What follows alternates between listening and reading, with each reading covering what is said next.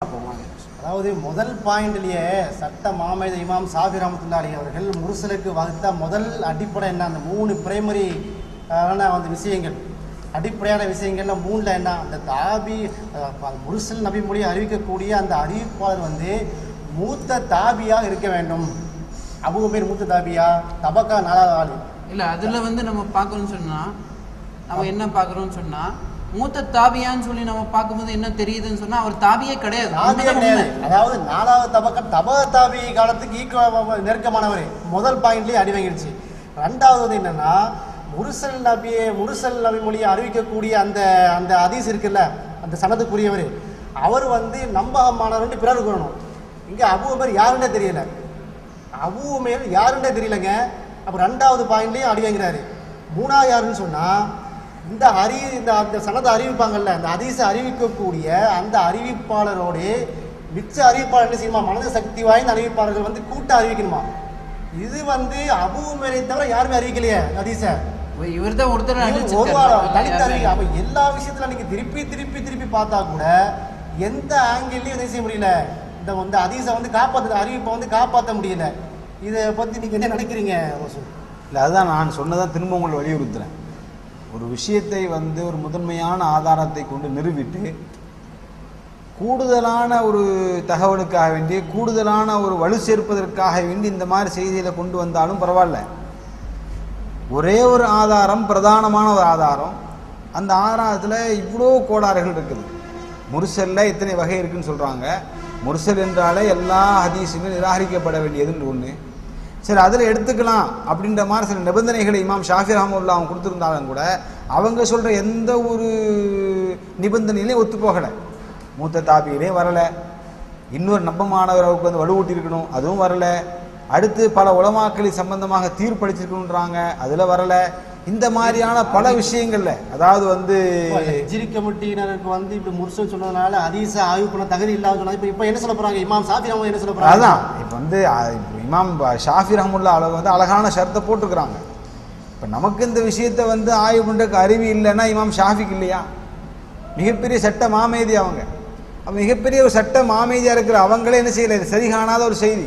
அப்போ இந்த மாதிரி பல அறிஞர்கள் சரிகாணாத ஒரு செய்தியை வைத்துக்கொண்டு இவ்வளோ பெரிய ஒரு விவகாரம், உலகமே இன்றைக்கு ரமலான் விட்டாலே பிரச்சனைக்குரிய மாதமாக இன்றைக்கி ஆகி போயிடுச்சு. நல்லா பாதுகாக்கணும். ரமலானுடைய ஆரம்பமே எடுத்தீங்கன்னா உலகம் முழுக்க பார்த்தீங்கன்னா வாதங்களும் சர்ச்சைகளும், எப்படி ஆரம்பிக்கிறது, எப்படி முடிக்கிறது, இவ்வளோ பெரிய விவகாரத்திற்கு ஒரு தீர்வு சொல்லக்கூடிய ஒரு செய்தியை, இவ்வளோ பலகீனமான ஒரு செய்தியை கொண்டு நிறுவ வேண்டிய தேவையில்லை. அதான் நாம் சொல்கிறது. இல்லை, இதில் இன்னொன்று விஷயத்தை என்ன சொல்கிறாங்கன்னு சொன்னேன். இப்போது பலகீனம் படுத்துறாங்க, இந்த ஹதீஸ் உண்மையானது தான் பலகீனம் படுத்துறாங்க இவங்க. ஹதீஸ் ஹிஜ்ரி கமிட்டி என்ன செய்யறாங்க, ஹதீஸ்களை தயீஃப் ஆக்குறாங்க, பலகீனம் படுத்துறாங்க, அல்லது ஏத்துக்க கூடாதுன்னு சொல்லிட்டு பல வகையான விஷயங்கள் இவங்களே யூகிச்சு சொல்றாங்க. அது என்னன்னு சொன்னா நம்ம வைக்கக்கூடிய வாதங்களுக்கு எதிர்வாதம் இல்லாத நம்ம என்ன கேட்கிறோம், அபூ உமைருக்கு நமக்கு என்ன குடும்ப சண்டையா, கொடுக்குறாங்கல் பிரச்சனையா, நம்ம லைஃப் ஆக்குன்னு என்னங்கிற. அப்ப இதெல்லாம் பலகீனமான வாதங்கள். இது வரைக்கும் நம்ம பேசுற பாத்தீங்கன்னு சொல்லி, அதாவது நீங்க எடுத்து பாத்தீங்கன்னா ஹிஜ்ரி கமிட்டி வைக்கிற வாதங்கள் நாம் ஆரம்பத்தில் தெளிவாக சொல்றோம். எங்களுடைய முதன்மை ஆதாரம் குர்ஆன். அந்த குர்ஆனுக்கு விளக்க உரையாக வாழ்ந்த நபிகள் நாயகம் ஸல்லல்லாஹு அலைஹி வஸல்லம் வாழ்க்கை, இந்த ரெண்டும் தான். இந்த ரெண்டையும் எடுத்து நாம் பேசும் பொழுது எங்களுடைய வாதங்களுக்கு திருமறை குர்ஆன்ல இருந்தே முழுமையான ஆதாரங்களை எங்களால் தந்துவிட முடியும். ஹதீஸில் நீங்கள் எடுத்து வைக்கிற வாதங்களுடைய விஷயங்களைத்தான் நாங்கள் சொல்கிறோமே தவிர எங்களுக்கு ஒரு விஷயத்தை பலகீனப்படுத்த வேண்டிய தேவையில்லை, அவசியம் இல்லை. அவங்க சொன்ன மாதிரி அபூ உமைர் அவர்கள் எங்களுக்கு தனிப்பட்ட எந்த விரோதமோ குரோதமோ எதுவுமே கிடையாது. நாங்கள் சொல்கிற விஷயங்களுக்கு குர்ஆனுடைய வசனங்களை கொண்டே நிறுவிட முடியும் எங்களால். நீங்கள் வைக்கிற வாதங்கள், அந்த மறுப்புகள் இந்த அடிப்படை இருக்குன்னு தான் சுட்டி காமிக்கிறதை தவிர ஒரு ஹதீஸை பலகீனமாக்க வேண்டிய எந்த விதமான தேவையும் எங்களுக்கு இல்லை. அல்லாஹ் எங்களை பாதுகாக்கட்டும். ஒரு ஒரு ஒரு சரியான ஆதாரம் என்று தெரிந்தால் பின்பற்றுவதற்கு நாங்கள் தயாராக இருக்கோமே தவிர அதை பலகீனப்படுத்தக்கூடிய எந்த முயற்சி நாங்கள் எடுக்க மாட்டோம். அது பலவீனமாக இருந்தாலே ஒழிய. ஆனால் இது பலவீனமாக இருக்கிறது, இவ்வளோ கோளாறுகள் இருக்கிறது. இல்லை, ஒரு சின்ன சந்தேகம் வருது. இந்த ஹிஜ்ரி கமிட்டியினுடைய கணக்கை பிறந்ததுக்கு சொல்றதெல்லாம் இந்த நம்ப முடியாத ஒரு ஹதீஸுங்க அறிவிப்பு வச்சுதான் செய்தாங்க இல்லையா? இதுவரைக்கும் குர்ஆனின் பக்கமே நடமாடலை. இந்த இருக்கு உங்களுக்கு எதிரான ஒரு ஆயத்தினை ஒன்னே ஒன்று தூக்கி போட்டா, கள்ள தூக்கி போட்டா காக்காக்கள்லாம் கலைஞ்சோம்னா இல்லை ஹிஜ்ரி கமிட்டி கலைச்சிட்டு ஓடி போயிடலாம், அவசியமே இல்லை. ஆனா என்ன சொல்றாங்க, இந்த அருக்கு ஹதீஸ் நம்ம ஹதீஸ்னே சொல்லல, அறிவிப்புன்னு சொல்றோம். நான் கேட்குறேன், இதை விட்டாச்சுன்னா உங்களுக்கு குரான் பக்கமே வர்றதுக்கு ஒரு வசனம் கூட உங்களுக்கு ஆதரவா இல்லையா? இதை சிந்தனைக்கு எடுத்துக்கொள்ள வேண்டாமா? அப்போ நாம சொல்ற வாதத்துக்கு கணக்கீட்டில் உள்ளவங்க வாதத்திற்கு என்ன செய்ய ஆதாரமா அடுக்கடுக்கான வசனங்களை எடுத்து வைக்கிறோம், அதற்கு விளக்கமான அடுக்கடுக்கான ஹதீஸை வைக்கிறோம். இதே முறைப்படி நீங்களும் ஆயத்துக்களை எடுத்து வைங்க, ஹதீஸ் எடுத்து வைங்க. தோளில் துண்டு போட்டு வாயில வத்தில போட்டு அழகா உட்காந்து பேசக்கூடிய விஷயத்த மேடை போட்டு மஜூசி ராபியா எவ்வளவு ஏன் பேசுறீங்க? அது கூட அப்துல்லா என்ன சொல்றாங்க, சாதாரண விஷயம் தானே இது. கணக்கீட்டாளர்கள் நம்மளை வந்து கணக்கீட்டாளர்கள் அப்படின்னு ஏன் நாங்கள் சகோதரன் இல்லையா உங்களுக்கு? இல்லை, அது என்னன்னா ஏழாமை வரும்பொழுது வரக்கூடிய வெறுப்பான சொல்லு. அப்போ நாங்கள் என்னைக்கா உங்களை மேக கூட்டத்துன்னு சொல்லியிருக்கோமா? மேக கூட்டத்தார்கள்னு சொல்லியிருக்கோமா? இல்லையே. அப்போ அது இது யதார்த்தமான உண்மையை சொல்கிறது தான். இது வரைக்கும் நம்ம என்ன பார்த்தோம்னு சொன்னால், சர்வதேச பிறை நிலைப்பாடு அப்படிங்கிறது வந்து சாத்தியமற்றது, அறிவுக்கு பொருந்தாதது, குரான் சுன்னாக்கு அதில் ஆதாரம் இல்லைங்கிறத வந்து தொகுத்து சொல்வதாக இருந்தால், அந்த சர்வதேச அளவில் தகவலை பெறுகிறோம் என்று சொல்கிறாங்கல்ல, அப்படி சொல்லக்கூடியவங்க சர்வதேச பிறை நிலைப்பாட்டு உள்ளக்கூடியவங்களுக்கு முதல்ல 165க்கு மேற்பட்ட நாடுகள், உலக நாடுகளிலிருந்து தகவலை பெறக்கூடிய வசதி யதார்த்தமாக இல்லை. இவங்க வந்து எப்படி தகவலை பெறுறாங்கன்னா, சவுதி அரேபியாவுடைய அந்த டிவி சேனலில் ஓடக்கூடிய ஸ்க்ரோலிங்கை பார்த்துட்டு தான் அறிவிக்கிறாங்களே தவிர, இவர்கள் பிறைய பார்க்குறதும் இல்லை. பிறை தகவலை பெறக்கூடிய நேரடியாக சந்தித்து பேசி சாதாவை உறுதிப்படுத்துறதும் கிடையாது. இவர்கள் வந்து டிவி ஸ்க்ரோலிங் பிறையை தான் செய்கிறாங்க, தகவலை தான் சொல்கிறாங்க. மூணாவது ஃபஜ்ரை தாண்டக்கூடிய நாடுகள் இருக்குல்ல. இப்போ அமெரிக்காவில் வந்து பிறை தெரியுதுன்னு சொன்னால் இவங்க கருத்துப்படி வெள்ளிக்கிழமை பிறை தெரியுதுன்னு சொன்னால் மாதிரி இல்லை. நியூசிலாந்து, ஆஸ்திரேலியா, அந்த கிழக்கத்திய நாடுகள் ஃபுல்லாக என்ன செய்கிறோம், சனிக்கிழமைக்குள்ள பேருமே அவங்களுக்கு என்ன தீர்வை சொல்லிங்கன்னா திரு முடிக்கிறாங்க. ஒன்று என்ன சொல்கிறாங்க, கலாச்சாரம் அவங்க செய்யணும், என்ன தப்பு பண்ணாங்க, சர்வதேச பிறை நிலைப்பாடுபடி தகவல் கிடைக்கிறது அவங்க லேட் ஆகிடுச்சு, அவங்க என்ன தப்பு பண்ணாங்க. அப்போ கலா செய்யணும்னா ஏன் கலாச்சாரம் சொல்லணும், கலாச்சாரிய தேவையில்லைன்னு சொன்னால் ஏன் கலாச்சாரிய தேவையில்லை. அவங்க கலாச்சாரிய தேவையில்லைன்னு சொன்னால் ஒரு நோம்பை அவங்களுக்கு 23 நோம்பு கிடைக்கும், அவங்களுக்கு 30 கிடைக்கும். அப்போ 30 இங்கே 29, இதுதான் சர்வதேச பிரியா. அதே மாதிரி 29 28,000 அவங்க 29 நோம்புல 28 ரசூலுல்லாஹி சொன்னதுக்கு நேரடியாக இப்போ தான் மாசியத்தில் ரசூலாகும். ரெண்டாவது, இவங்க சொல்லக்கூடிய சர்வதேச பிறை நிலைப்பாடு வந்து எப்படி, இன்னைக்கு மகரிப்பில் மேற்கு பக்கமாக இருந்துக்கிட்டு மறையிற பிறையை பார்த்துட்டு நாளைக்கு ஒன்றுங்கிறாங்கல்ல சர்வதேச பிறை, அதுக்கு எங்கேருந்து ஆதாரம் இருக்குது, குர்ஆனில் எங்கே இருக்குது, ஹதீஸில் எங்கே இருக்குது, கேட்டுக்கிட்டே இருக்கிறோம், அதுக்கு ஆதாரம் தெரியல.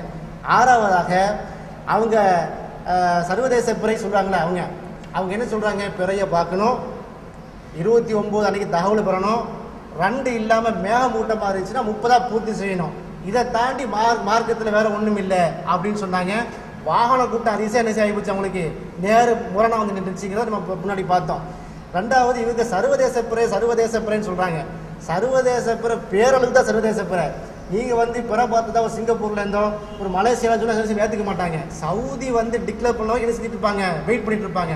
ஆக இவர்கள் சர்வதேச பிறை இல்லை, சவுதி தேச பிறை என்பதுதான் வந்து உண்மையான சொல்லாடலே.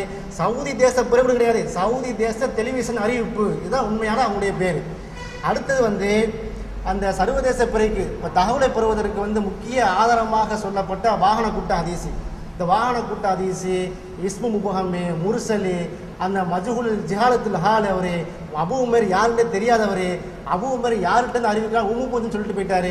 அபூ உமைர்லேருந்து அறிவிக்கக்கூடியவர் ஒரே நபர் தான் அபூ பிஷ்ரு. அபூ பிஷ்ருலேருந்து அறிவிக்கக்கூடிய ஷோபா, உசேம், அபு ஆவானா 3 பேருமே ஒன்னடக்க, அதாவது நேர்புறனாக இவர் அமரகும் பாரு, அவர் அபுநாசும் பாரு, இப்படி மக்களை கட்டளிட்டார் ரசூல்லா, இல்லை ரசூல்லா அமரகும் அவங்களுக்கு தான் அந்த வாகன கூட்டத்தை தான் கட்டளிட்டாருன்னு சொல்லி நேர்புறனான தகவலை சொல்கிறாங்க. எக்கச்சக்கமான குளறுபடிகள் வந்து அந்த அந்த ஹதீஸ்ல இருக்கு. இமாம் ஷாஃபி ரஹ்மத்துல்லாஹி அவருடைய சட்ட மாமேதை இமாம் ஷாஃபி ரஹ்மத்துல்லாஹி சட்ட திட்டத்தில் அந்த முர்சல்களை வந்து ஒன்றுத்துலையுமே தேரலை. இன்னொரு ஒரு விஷயம், சர்வதேச பிறை நிலைப்பாடு உள்ளவங்களுக்கும் தத்தமது பகுதியில் உள்ளவங்களுக்கும் வாகன கூட்டம் தான் ஆதாரம். ஆமாம், அந்த வாகன கூட்டத்தை தான் என்ன செய்கிறாங்க, அந்த அபூ உமைர் தான் யார், ஹிஜ்ரி கமிட்டி நாங்கள் விமர்சனம் பண்ணலை, இமாம்கள் இப்னு அப்துல் பர், இப்னு கத்தான், இந்த மாதிரி ஆட்கள் என்ன செய்கிறாங்க, ரஹ்மத்துல்லா, இந்த மாதிரி ஆட்கள் பெரிய பெரிய இமாம்கள் தான் என்ன செய்கிறாங்க. இந்த கூற்று இந்த புத்தகத்தில் எந்த கூற்று இருந்தாலும் நாம சொல்லலை, எல்லா அறிஞர்களுடைய கூற்றாக தான் நம்ம எடுக்க மாட்டோம். வாகன கூட்டம் ஹதீஸ் ஆதாரமாகுமான்னு கிட்டத்தட்ட 150 பக்கத்தில் வெளிவர இருக்கக்கூடிய இந்த புத்தகத்தில் வந்து ஹிஜ்ரி கமிட்டியுடைய சொந்த சரக்கு சொல்லலை, பெரிய பெரிய இமாம்களுடைய அவர்கள் ஏற்றுக்கொள்ளக்கூடிய பெரிய சலஃபுகளாக கொண்டிருக்கக்கூடிய அந்த இமாம்கள் கூட்டம் தான் போட்டிருக்கிறோம். ஆக நாங்கள் சரியில்லை, ஹிஜ்ரி கமிட்டிக்கு அருமை தெரியல, ஹிஜ்ரி கமிட்டிக்கு ஆய்வு செய்ய தகுதி இல்லைன்னு சொன்னால் அப்போ இந்த இமாம்கள் என்ன சொல்ல போகிறாங்கிறத கேள்வியும் தொக்கி நிற்குது. இது 9வது விஷயம். 10வதாக இந்த வாகன கூட்ட அறிவிப்பு, அதாவது வாகன கூட்டம் வருது, மதீனாவில் வந்துட்டு ரசூலுல்லாஹி ஸல்லல்லாஹு அலைஹி வஸல்லம் சஹாபாக்கள் நோன்பு பிடிச்சிட்டு இருக்காங்க. அவங்க இல்லை நாங்கள் பிறை பார்த்தோம், நேற்று பிறை பார்த்தோம்னு சொல்கிறாங்க. உடனடியாக ரசூலுல்லாஹி ஸல்லல்லாஹு அலைஹி வஸல்லம் அவர்கள் நோன்பை விடுறாங்கன்னு சொன்னால் இது ஒரு பரபரப்பான மதீனா ஃபுல்லாக பரவி இருந்திருக்கக்கூடிய ஒரு அறிவிப்பு, ஒரு நிகழ்ச்சி. இந்த நிகழ்ச்சியை முத்தவாத்திர அறிவிப்பாக சஹாபாக்கள் பல்வேறு சஹாபாக்கள் சொல்லியிருக்க வேண்டிய ஒரு நிகழ்ச்சியாக இருக்கக்கூடிய இந்த விஷயம். அபூ உமைர் யாருன்னு தெரியாத சொல்கிறான்னு சொன்னால் இது ஒன்றே போதாதா அவங்களுக்கு? இது இட்டு கட்டப்பட்ட ஏதோ சம்திங் இருக்குங்கிற புகாரி இமாம் வகுத்த சட்டத்திட்டத்தில் ஒன்றையுமே அது தேரலை அப்படிங்கிறது தான் யதார்த்தமான உண்மை இல்லையா? அப்படி அடுத்ததாக ரசூலுல்லாஹி ஸல்லல்லாஹு அலைஹி வஸல்லம் வஹியோட தொடர்போடு இருக்கக்கூடிய அல்லாஹ்வுடைய தூதர் ஒரு ஹராமான நாளில் நோன்பு பிடிச்சிட்டு இருப்பாங்களா? அப்போ ஈலா சம்பவத்தில் ரசூலுல்லாஹி ஸல்லல்லாஹு அலைஹி வஸல்லம் அவர்களுக்கு ஜிப்ரீல் அலைஹிஸ்ஸலாம் அவர்களை விட்டு அனுப்பி அல்லாஹ் நீ அந்த மாதம் 29ன்னு சொல்லி நாட்களை ஊர்ஜிதப்படுத்துகிறார். அல்லாஹ் ஒரு நபியை தன்னுடைய தூதரை அந்த ஒரு ஒட்டுமொத்த கவுங்களோட ஹராமான தினத்தில் நோன்பு வைக்கிறதுக்கு அல்லாஹ் எப்படி அனுமதித்திருப்பான்? இந்த சிந்திக்க கூடாதா? இப்படி பல்வேறு கேள்விகள் இந்த வாகன கூட்டத்தில் என்ன செய்யுது? நபி தவறு இருக்கக்கூடாது. ரசூலுல்லாஹி ஸல்லல்லாஹு அலைஹி வஸல்லம் எந்த நிலைமையில தவறு அவர் படத்தில் வரவே கூடாது அல்லாஹ் ரொம்ப செஞ்சுட்டான். ஒவ்வொரு காலகட்டத்திலையும் தெளிவாக இருந்திருக்கிறான். இப்படி சில விஷயங்கள் அதில் இருக்கு. அதோடு மட்டும் இல்லாமல் இவங்க சொல்றாங்க இல்லையா, வேகம் கூட்டமாக இருந்தால் 30ஆக பூர்த்தி செய்யணும். அப்போ ரசூலுல்லாஹி ஸல்லல்லாஹு அலைஹி வஸல்லம் அவர்கள் 30ஆக பூர்த்தி செஞ்சிருந்திருக்காங்க. அப்போ 30ஆவது நிலையில 30ஆவது நோட்டிருக்கு நிலையில வாகன கூட்டம் தகவலை சொல்றாங்கன்னு சொன்னால் அப்போ மேகமூட்டமாக இருந்தால் 30ஆக பூர்த்தி செய்கிறது அடிபட்டு போதே. ரசூலுல்லாஹி அலைஹி வஸல்லம் தகவலை ஏற்று நோன்பு விட்டுட்டாங்களே அப்படிங்கிற கருத்து இதில் வருது. இதை நீங்கள் சிந்திக்க கூடாதான்னு அடுக்கடுக்கான கேள்விகள். அது மட்டும் இல்லை, வாகன கூட்டம் என்ன செய்கிறாங்க, நேற்று பிறையை பார்த்தாலும் ரிவாயத்தில் அந்த ரிவாயத்தில் எப்படி இருக்கும், இந்த வாகன கூட்டம் நேற்று பிறையை பார்த்துட்டு இன்னைக்கு என்ன செய்கிறாங்க அறிவிக்காக இருக்கு. அப்போ நேற்று பிறையை பார்த்தாங்கன்னா உங்களுடைய கருத்துப்படி, சர்வதேச பிறை நிலைப்பாட்டுடைய கருத்துப்படி அந்த ஒரு நாளுடைய ஆரம்பம் மகரிப் தானே. இப்போ மகரிப்பில் தான் அவங்க பிறை பார்த்தாங்கன்னா ஏன் நேற்று பிறை பார்த்தான்னு சொல்றீங்க? இன்னைக்கு பிறை பார்த்து இன்னைக்கு அறிவிச்சாலும் சொல்லணும் அப்படிங்கிற ஒரு கேள்வி இருக்குது. அதுக்கு நீங்கள் பதில் சொல்லி ஆகணும். அடுத்ததாக ஒரு இதெல்லாம் விட்டு போட்டு ஒரு பேச்சுக்காக வாகன கூட்ட அறிவிப்பு சரியானதுதான் சொன்னால் அது உங்களுக்கு சர்வதேச பிறைக்கு சர்வதேச பிறைக்கு 19 பிறைக்கு ஆதாரம் கிடையாது. அது ஹிஜ்ரி கமிட்டிக்கு தான் ஆதாரம். என்ன ஆதாரம்னா அவங்க ஒரிஜினல் கதிமா பார்த்துருக்காங்க. 29 அன்னைக்கு அவங்க வந்திருக்கிறாங்க, 30 அன்னைக்கு சாட்சி சொல்லியிருக்காங்க. இப்படித்தான் வருமே தவிர இந்த ஒரு ஆதாரமாக வைத்தாலும் அது உங்களுக்கு ஆதாரம் இல்லை என்று உங்களுக்கு எதிராக திரும்பும் என்று இத்தகைய கருத்துக்களை பேசியிருக்கோம். இன்ஷா அல்லாஹ் தொடர்ந்து நாம என்ன செய்வோம், நம்ம பேசுவோம்.